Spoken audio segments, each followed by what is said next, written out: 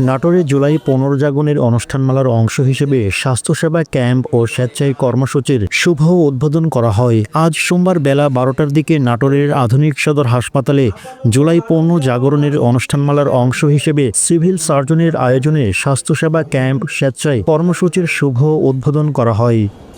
এ সময় উপস্থিত ছিলেন police super Amjad Hossain, civil surgeon Moktadir Arefin, অতিরিক্ত পুলিশ সুপার মোহাম্মদ একরামুল হক, অতিরিক্ত পুলিশ সুপার সদর সার্কেল মাহমুদা শারমিন নেলি। জেলা প্রশাসকের প্রতিনিধি হিসেবে উপস্থিত ছিলেন সহকারী কমিশনার মোহাম্মদ রাশেদুল ইসলাম এবং সমাজসেবা অধিদপ্তরের উপপরিচালক মুস্তাফিজুর রহমান।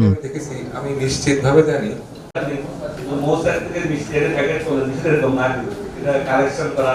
আমরা ভালো কিছু যেটা আছে সেটাকে প্র্যাকটিস করে আমরা সামনের দিকে এগিয়ে যাবো ইনশাআল্লাহ।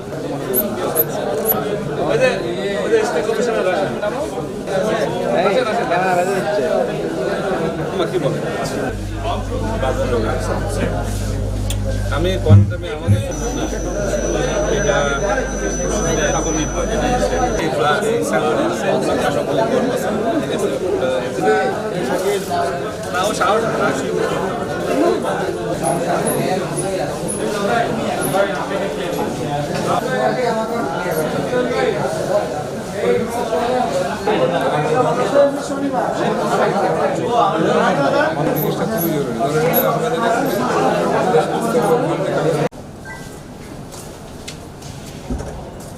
ধন্যবাদ।